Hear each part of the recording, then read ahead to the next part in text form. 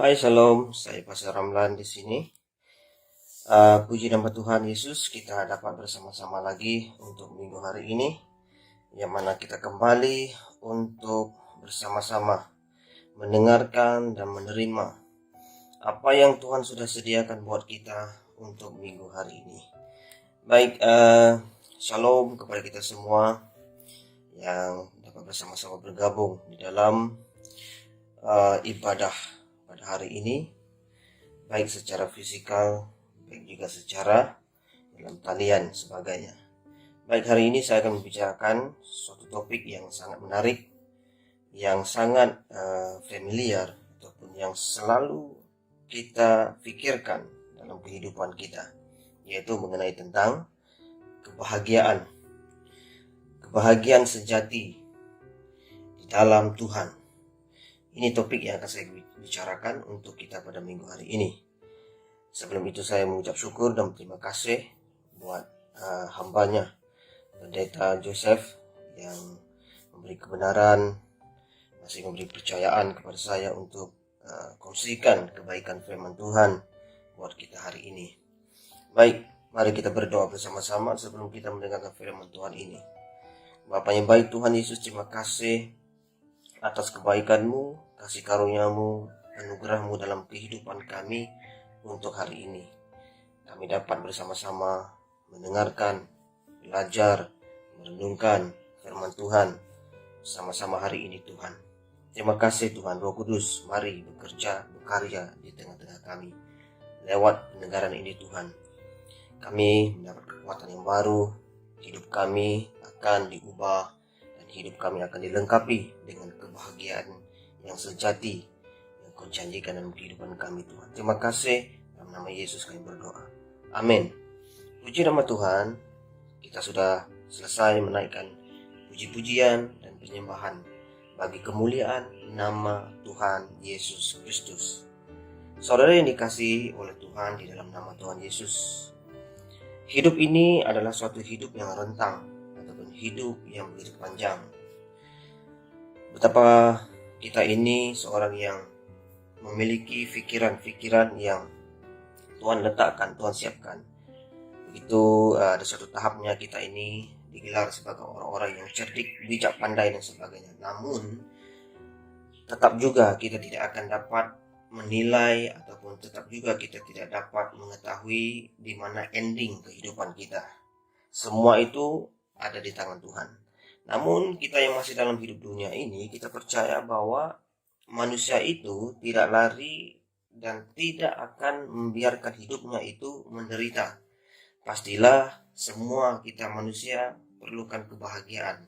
Namun ada rahasia, ada kunci yang akan kita belajar dalam hidup orang percaya dalam Tuhan. Karena ada beberapa hal yang akan dapat membantu kita untuk kita memiliki kebahagiaan yang sejati di dalam Tuhan. Baik, mari kita buka dalam Mazmur, dalam kitab Mazmur pasal yang pertama ataupun bab yang pertama, chapter yang pertama, ayat yang pertama sampai yang ketiga. Mazmur bab 1 ayat yang pertama, ayat 1 sampai yang ketiga. Saya bacakan dalam terjemahan bahasa Malaysia. Berita baik. Kebahagiaan sejati. Berbahagialah orang yang tidak mengikut nasihat orang jahat, tidak mengikut contoh orang yang berdosa, atau bergaul dengan orang yang menghina Allah, tetapi suka mentaati Taurat Tuhan dan merenungkannya siang malam. Mereka berjaya dalam segala usaha. Mereka seperti pokok yang ditanam di tepi sungai yang berbuah dan pada musimnya dan tidak pernah layu daunnya. Puji nama Tuhan. Saudara yang dikasihi oleh Tuhan, kita lihat apa yang kita bacakan dalam Mazmur ini. Ini adalah tulisan seorang pemazmur yang sedang melukiskan arti pengalamannya bersama dengan Tuhannya. Melalui tulisan ini dia menggambarkan. Saya percaya kita semua sebagai manusia yang sudah terlebih percaya kepada Tuhan, pasti kita memiliki pengalaman-pengalaman yang secara pribadi dengan Tuhan itu sesuatu yang indah, Nah, si pemazmur ini melukiskan demikian. Dia berkata, berbahagialah orang yang tidak mengikut nasihat orang jahat, tidak mengikut contoh orang yang berdosa, atau bergaul dengan orang yang menghina Allahnya.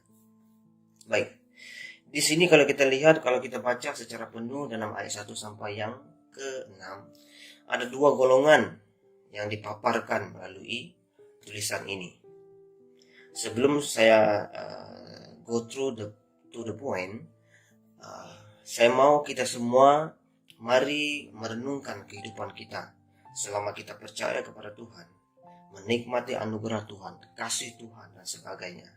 Apalagi kita hidup dalam sebuah keluarga.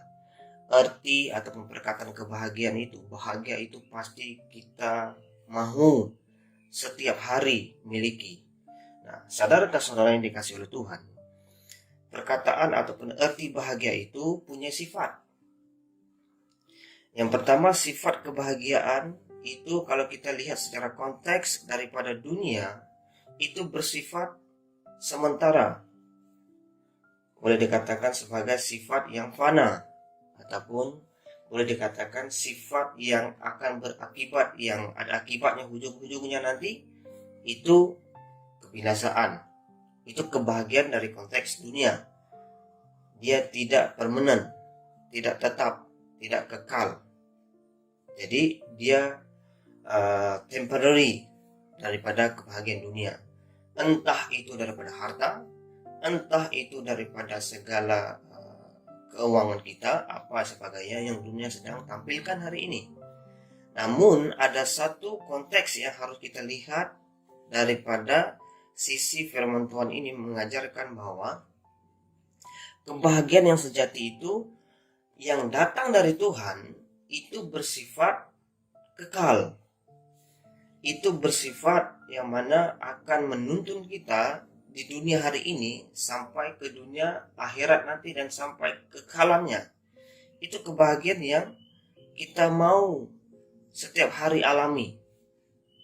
Nah, ini yang saya mau katakan kepada kita semua, saudara yang dikasihi oleh Tuhan. Semua orang mau bahagia, saudara dan saya. Walaupun orang yang belum percaya kepada Tuhan, asalkan manusia saja yang Tuhan sudah buat, Tuhan sudah ciptakan, pasti semua yang mau kebahagiaan itu, saudara.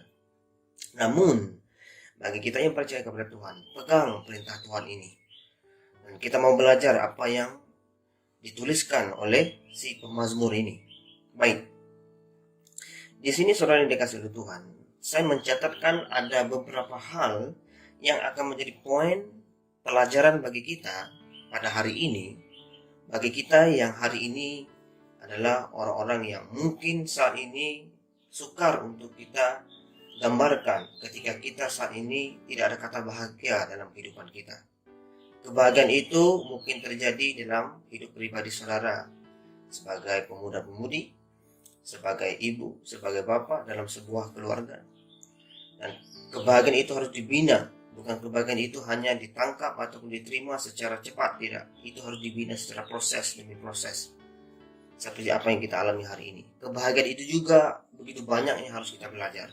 Nah, di sini saya lihat ada beberapa hal yang harus kita cermati melalui ayat per ayat yang dituliskan oleh si pemazmur ini sebagai suatu pelajaran dan dorongan bagi kita semua. Saya percaya kita semua tidak ketinggalan untuk terus membacakan ayat ini. Namun, mari kita terima rema baru firman Tuhan untuk hari ini. Nah, mari kita pergi ke ayat yang pertama. Ayat pertama menyatakan demikian. Berbahagialah orang yang tidak mengikut nasihat orang jahat. Nah, kita berhenti di sana. Ini suatu kata, bukan hanya suatu kata berupa dorongan, tetapi suatu kata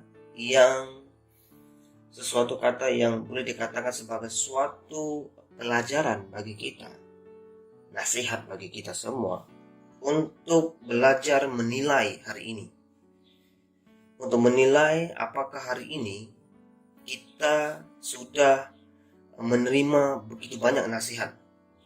Mungkin kita tidak sadari bahwa nasihat itu adalah nasihat orang yang benar ataupun orang yang salah, seperti kejadian Ayub bersama sahabat-sahabatnya. Ketiga-tiga sahabat Ayub itu memberi nasihat, isn't it? Betul? Sebagai sahabat dia memberi nasihat. Tetapi secara kalau kita lihat membaca dalam kisah Ayub itu secara dalam dan konteksnya, rupa-rupanya nasihat yang datang daripada sahabat Ayub itu ternyata bahwa menyalahkan Tuhan.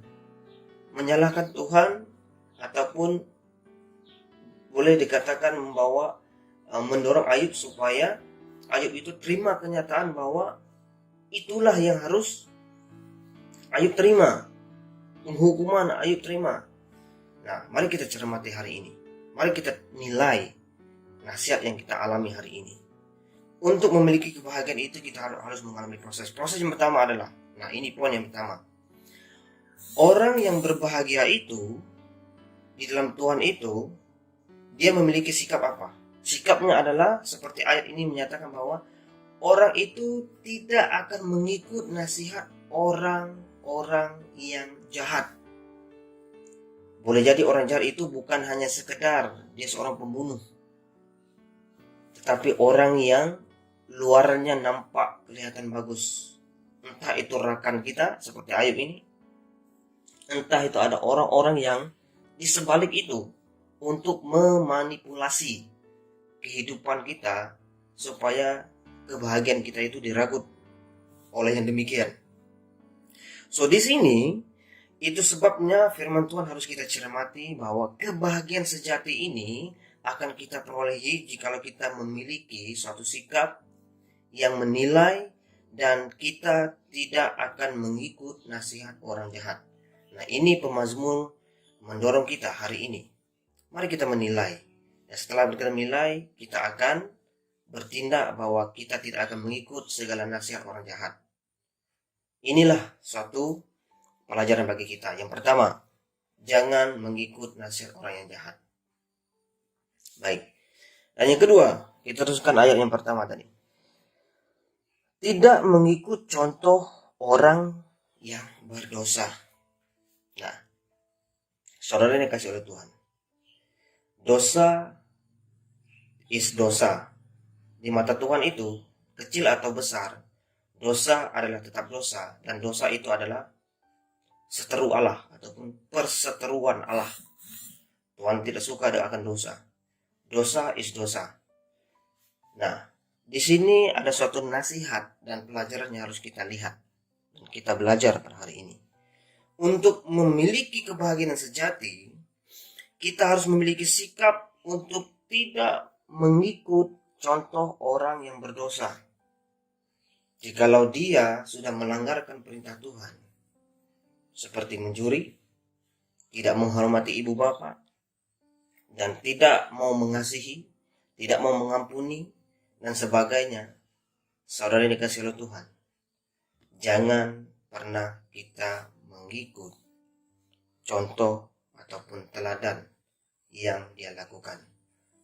Sebagai orang yang percaya, kalau kita mau memiliki kebahagiaan sejati, mari saat ini kita cermati dan mari saat ini kita menilai orang-orang yang berdosa ini yang meninggalkan contoh-contoh yang tidak baik dan tidak benar di mata Tuhan, dan kita tidak akan mengikutinya.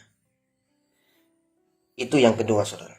Orang yang memiliki kebahagiaan sejati, dia tidak akan mengikut contoh orang yang berdosa ataupun orang yang jahat di mata Tuhan. Itu yang kedua, saudara. Yang ketiga, kita teruskan ayat yang pertama tadi. Yang ketiga adalah atau bergaul dengan orang yang menghina Allah. Nah, ini sangat penting, saudara. Saudara punya pilihan. Kita punya pilihan hari ini.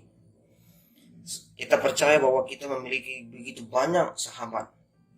Kita tidak dibatasi dengan siapapun sahabat kita. Namun, sebagai orang yang percaya, kita harus membuat pilihan yang bijak untuk memiliki kebahagiaan yang sejati.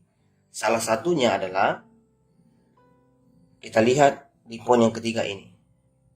Poin yang ketiga ini saya menuliskan begini, saudara. Orang yang memiliki kebahagiaan yang sejati, dia tidak akan bergaul dengan orang yang menghina Allahnya. Saudara dikasih oleh Tuhan.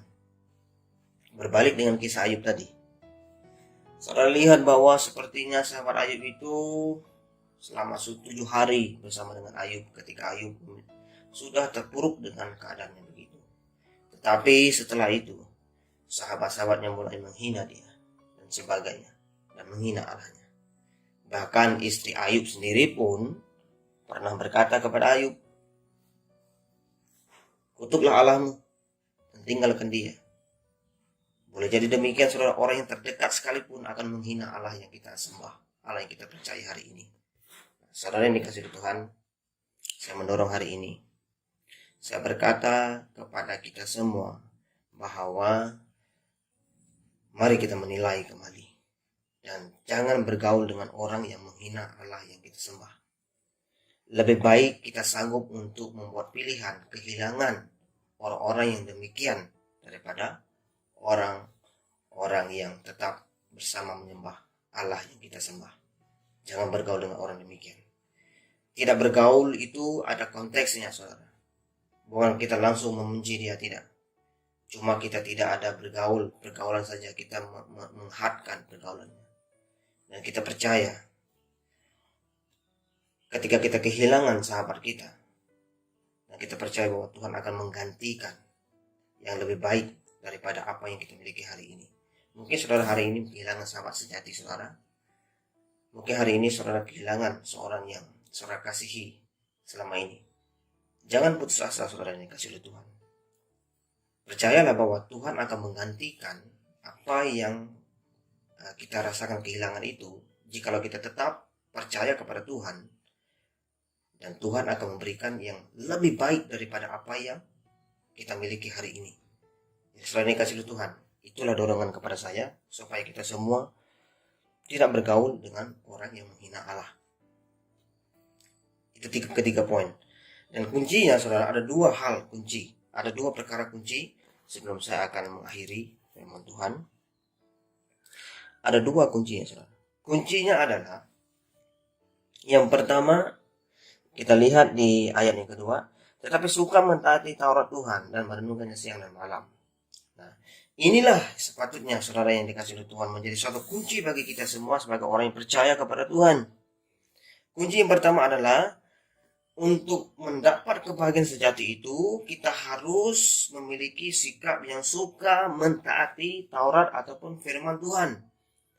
Inilah suatu sikap dan inilah suatu kunci bagi kita semua sebagai orang yang percaya. Taat, mentaati Taurat Tuhan. Mari kita taat akan Taurat Tuhan. Itu yang pertama. Dan yang kedua, saya cepat saja saudara. Yang kedua adalah merenungkan firman Tuhan siang dan malam. Tanpa jemu, tanpa lelah. Terus merenungkan firman Tuhan siang dan malam. Itulah kuncinya saudara. Dan secara kesimpulannya saudara. Secara kesimpulannya ada di ayat yang ketiga. Apabila kita sudah melakukan semua apa yang saya sudah katakan yang di atas, bahwa mereka akan berjaya dalam segala usaha. Mereka seperti pokok yang ditanam di tepi sungai yang berbuah pada musimnya dan tidak pernah layu daunnya. Wow, ini ya sesuatu kebahagiaan yang sejati. Apapun musim hidup kita, kita akan seperti pokok ataupun pohon yang ditanam di tepi air yang selalu ada sumber mengalir. Dan kita akan selalu menghasilkan buah pada musimnya. Dan yang lebih hebat lagi adalah tidak pernah layu daunnya. Maknanya kita tidak akan pernah mengalami apapun jerit, payah, penderitaan selama ini. Dan kita akan mengalami kebahagiaan yang sejati di sana, saudara. Itulah yang saya mau sampaikan saudara yang dikasihi oleh Tuhan. Percayalah kita kepada Tuhan sungguh-sungguh bahwa kebahagiaan sejati itu akan berlaku apabila kita mentaati firman Tuhan, merenungkannya siang dan malam. Jadi saudara yang dikasihi oleh Tuhan, Bapak Ibu yang saya kasihi, pemuda-pemudi yang saya kasihi, dimanapun saudara berada saat ini, Tuhan Yesus adalah andalan kita. Diberkatilah orang yang berharap dan mengandalkan Tuhan. Hidupnya akan selalu seperti pohon yang berbuah dan menghasilkan buah untuk Tuhan, lebih banyak lagi untuk Tuhan. Ya, saudara yang dikasihi oleh Tuhan, sampai di sini firman Tuhan saya sampaikan. Terima kasih. Tuhan Yesus memberkati. Di dalam nama Yesus saya berdoa dan mengucap syukur. Amin.